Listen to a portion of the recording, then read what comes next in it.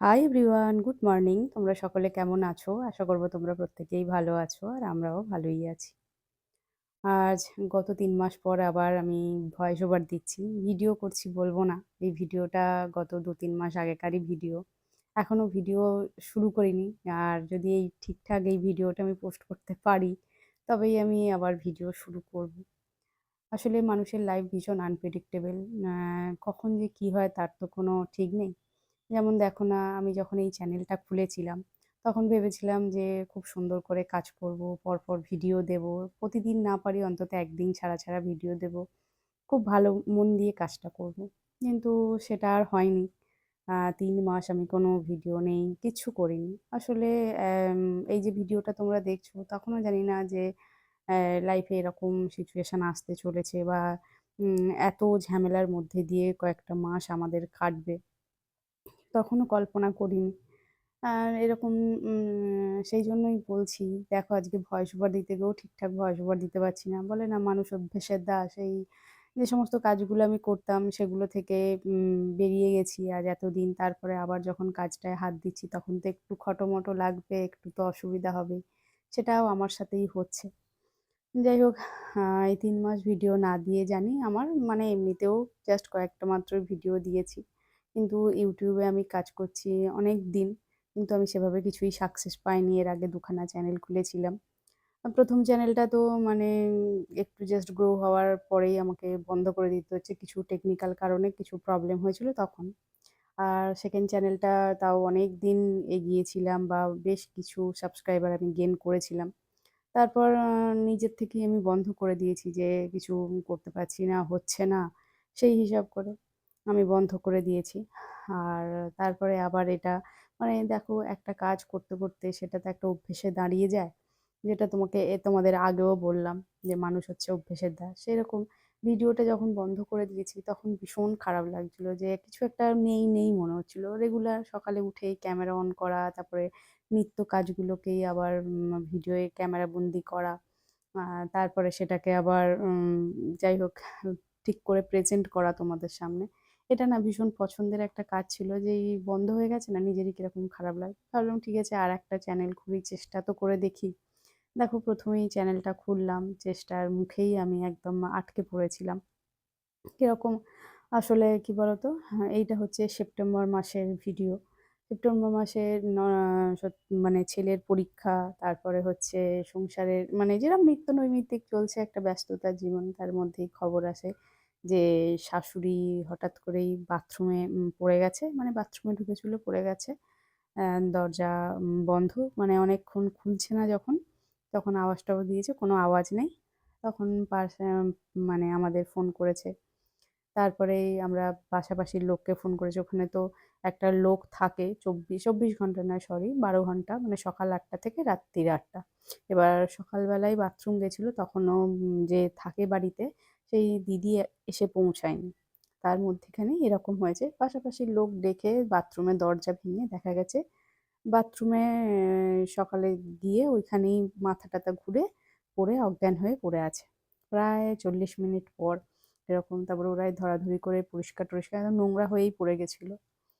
পরিষ্কার করে বাইরে নিয়ে আসা হয়েছে। পুরো অজ্ঞান অবস্থাতেই ছিল। তারপরে এখান থেকে আমাদের যাওয়া, তারপরে এখান থেকে গিয়ে আমাদের যা করণীয় ডাক্তার দেখানো, হসপিটালে নিয়ে যাওয়া, সব করা হলো, সব টেস্ট করা হলো। টেস্টে ধরা পড়ল সোডিয়াম আর পটাশিয়াম লেভেল একেবারেই কমে গেছে। সেই কারণেই এই জিনিসটা হয়েছে। যাই হোক যেহেতু শ্বশুর আর শাশুড়ি ওখানে একা থাকে, সে কারণে আমরা বললাম ১২ ঘন্টার তো একজন থাকেই, তা ২৪ ঘন্টার করে দিই। তখন বাপি বলল, "না, রাতটুকু আমি ঠিক সামলে নেব। কোনো ভয় পাওয়ার নেই।" তারপরে ওষুধ-টষুধ দিয়ে দিব্যি চলছিল, জানো? কিছুদিনের পরেই আবার হঠাৎ একদিন এইরকম ভোরবেলাতে উঠে বাথরুম যেতে যাবে, ওই খাট থেকে নামতে গিয়ে আবার মাথা ঘুরে পড়ে গেছে। বাপি কোনোরকম ধরে বসিয়েছে। ভোরবেলা ৪টের সময় এটা হয়েছে। ৪টের সময় আমাদের ফোন করেছে। কিন্তু যথারীতি ৪টের সময় আমরা ফোন তুলতে পারিনি। ফোন আমার সাইলেন্স ছিল। আর হাসব্যান্ডের ফোনটা ডাইনিংয়ে ছিল। সেই কারণে শুনতে পাইনি। আমি ভোরবেলা ৫টায় উঠি। যেহেতু রান্নাবান্না থাকে সকালবেলায়, হাসব্যান্ডের অফিস থাকে, ছেলের স্কুল থাকে। ভোরবেলা ৫টার সময় উঠে যখন ফোন চেক করছি দেখছি বাপির অনেকগুলো মিস কল। সঙ্গে, সঙ্গে হাসব্যান্ডের ফোন দেখছি যে ফোনে বিশ্বাস করবে না ভীষণভাবে ভয় পেয়ে গেছি অত ভোরবেলায় বুঝতেই পারছো। সঙ্গে সঙ্গে ফোন করেছি। তখন বাপি বলছে যে, "তোমার মা আবার পড়ে গেছে।" বলছি, "তার তুমি এখন কি পরিস্থিতি?" যেহেতু ঘন্টাখানেক হয়ে গেছে। বলছে, "আমি বাড়িতে যে থাকে সেই দিদিকে ফোন করেছে। সেই দিদি হাসব্যান্ড নিয়ে এসেছে। এসে ধরাধরি করে করেছে, বসিয়েছে।" তা সেই সময় সত্যিই ছেলের পরীক্ষা চলছিল। আমার পক্ষে যাওয়া সম্ভব হয়নি। ছেলের পরীক্ষা মানে পরের দিনেই অঙ্ক পরীক্ষা। সেই জন্য আমি আর যেতে পারিনি। হাসব্যান্ড সঙ্গে সঙ্গে টিকিট কেটে বেরিয়ে গেছে সকালবেলা ৭টা নাগাদ বেরিয়ে গেছে। গিয়ে আবার ডাক্তার-ফাক্তার দেখানো হয়েছে, সব করা হয়েছে। তখন ডাক্তার বলছে যে প্রেশারটা বেড়ে গেছে। ওই যে ১ম যখন সোডিয়াম, পটাশিয়াম লেভেল কমে গেছিল, তখন ডাক্তার বলেছিল একটু কাঁচা নুন ভাতে মানে ভাতের পাতে অল্প কাঁচা নুন খেতে, নুন চিনির জল একটু খেতে, তার সাথে তো ওষুধ ছিলই। ওই নুন চিনির জল, নুন একটু খেতে, খেতে মানে প্রেশারটা প্রচুর পরিমাণ বেড়ে গেছে। সেই কারণে এটা হয়েছে। সেই মানে একটার পর একটা মানে কোন দিকে যাবে ঠিক নেই। আসলে আরেকটা কথা, আমার শাশুড়ি মা গত ২০-২৫ বছর ধরে নার্ভের প্রবলেম, নার্ভের রোগী বলতে পারো। সেরকম কিছুই করতে পারে না। লাস্ট বিগত ৫-৬ বছর তো একেবারেই কিছু করতে পারে না। সবই লোকের দ্বারাতেই হয়। কিছু করার নেই। সেই কারণে ঠিকই ছিল, নরমাল ছিল। নিজেরটুকু নিজে করতে পারত। তারপর পড়ে যাওয়ার পর থেকে সেটুকু আর ঠিকমতো করতে পারছে না। তারপরে আমরা ২৪ ঘন্টার লোক রাখা হয়েছে। আর এই কিছুদিন হলো মানে কালীপুজোর সময় পুজো-টুজো সত্যিই সেভাবে ঠিকমতো করছে না। তারপরে তার মধ্যেখানে শ্বশুর মশাই যে শাশুড়ি মাকে ওই ভোরবেলা ধরেছিল না? শ্বশুর মশাইয়েরও তো বয়স হয়েছে প্রায় ৭৬ বছর বয়স। কোমরে আবার লেগে গেছে। বাপিকে ডাক্তার-টাক্তার দেখিয়ে ওষুধ-টষুধ দিয়ে বাপি এখন ঠিক আছে। কিন্তু ভাইফোঁটার সময় আমি বাড়ি গেছিলাম। আমার ভাই আছে, ফোঁটা দেব।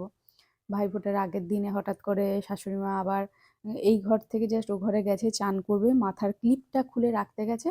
যে কোনো কারণেই ঘুরে আসতে গিয়ে পড়ে গিয়ে পাটা পুরো ২ টুকরো হয়ে ভেঙে গেছে।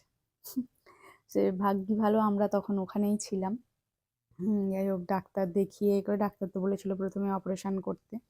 কিন্তু ওই পেশেন্ট মানে নার্ভের একটু প্রবলেম আছে। ডাক্তারকে বলা হলো, "ডাক্তারবাবু প্লাস্টার করে কি কোনো রকমভাবে ঠিক করা যাবে না?" বলছে, "একবার ট্রাই করা যেতে পারে। দেখি যদি প্লাস্টার করা হয়। প্লাস্টার করার ৩ মাস থাকবে। ৩ মাস পর যদি দেখি যে ঠিকঠাক আছে তাহলে ভালো। যদি ৩ মাসের মধ্যে ঠিক না হয় কিন্তু তখন অপারেশন করাতেই হবে।" ঠিক আছে একবার ট্রাই করা যায়। এখন প্লাস্টার করে আছে। এই জাস্ট ১.৫ মাস হয়েছে। আ মানে একটার পর একটা চলছেই। সেই সেই জন্যই বলছি যে সেই কারণেই নানান ঝামেলা, ঝঞ্ঝট একটার পর একটা এগুলো তো শরীর খারাপ রয়েছে। তার সাথে, সাথে আমাদের সংসারেও নানান আপ ডাউন চলছে। বলে না বিপদ একদিক দিয়ে আসে না, এটা তো একটা বিপদ চলছেই। তার সাথে সংসারে নানান রকম প্রবলেম। আমারও শরীর খারাপ গেছে। মাঝে ছেলেরও শরীর খারাপ। এই কারণেই ভিডিও আর দেওয়া হয়নি। যাই হোক আজকের কাজগুলো এইভাবেই তুলে ধরলাম আর সবটা তোমাদের জানালাম।